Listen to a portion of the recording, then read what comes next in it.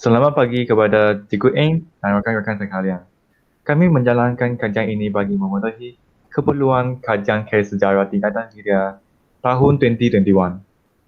Kajian yang kami jalankan ialah berkaitan tentang perlombongan antimoni di Sarawak. Kajian ini dijalankan di sini, di rumah. Tempoh masa yang diberikan untuk menyempurnakan kajian khusus ini ialah 2 minggu. Kami telah menggunakan tempoh waktu 1 minggu yang pertama untuk mencari maklumat dan 1 minggu yang seterusnya untuk proses pendokumentasian. Kami membuat kajian ini untuk mengetahui perlombongan antimoni di Sarawak. Kami telah menjalankan kajian ini bersama dengan 2 orang rakan saya lain. Kami bekerja keras dan saling membantu dalam mencari data dan maklumat bagi menyiapkan kerja khusus ini. Kami menggunakan data dan maklumat yang diperoleh untuk menulis laporan langkah secara berkumpulan.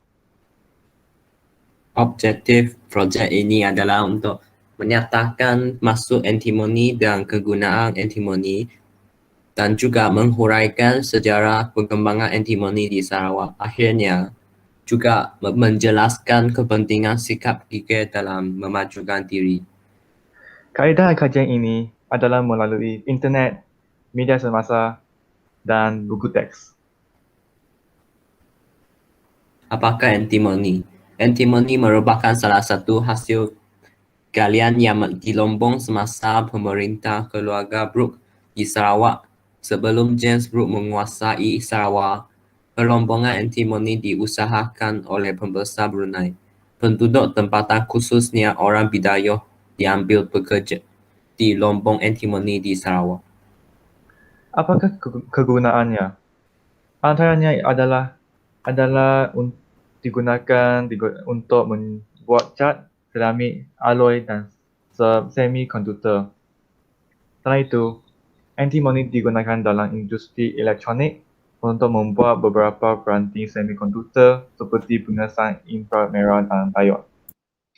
Seterusnya, antimoni digunakan di dalam bateri untuk membuat peluru dan bahan pelapis kabel. Akhirnya, antimoni digunakan untuk membuat bahan-bahan tahan api, cat, enamel kaca dan tembikar. Selain itu adalah sejarah perkembangan antimoni di Sarawak. Sumber antimoni wujud di negara Sarawak pada tahun 1820 dan merupakan sumber yang paling penting terhadap kemajuan ekonomi Sarawak. Syarikat Borneo berhak menjalankan kegiatan perlombongan antimoni di Bau dan Kuching.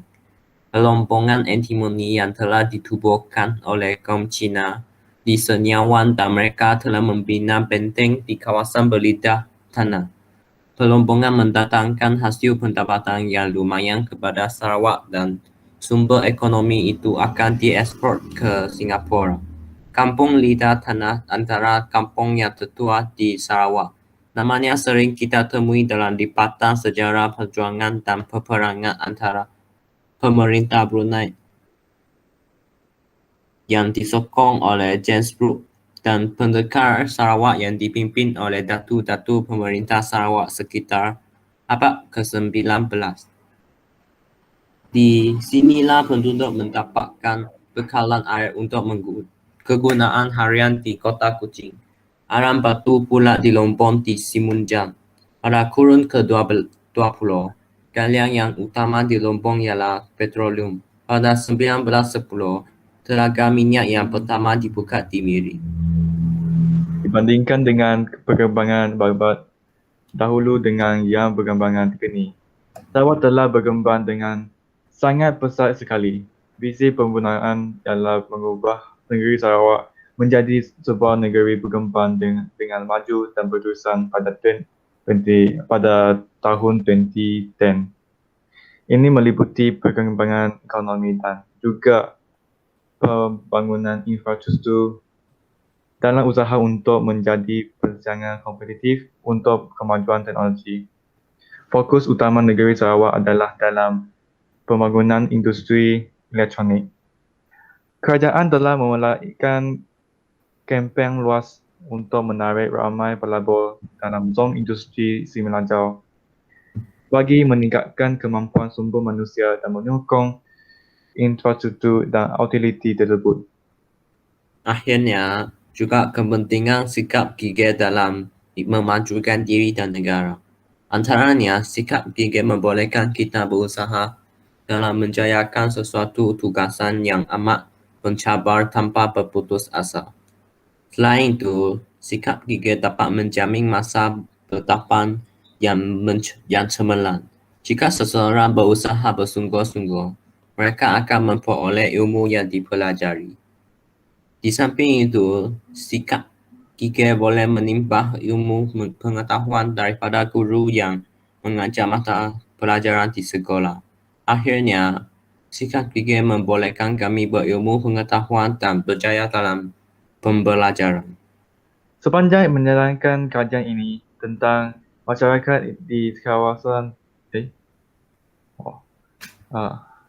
sepanjang menjalankan kajian ini tentang pelombongan antimoni di Sarawak, pengajaran dan nilai positif dapat didapati oleh kami.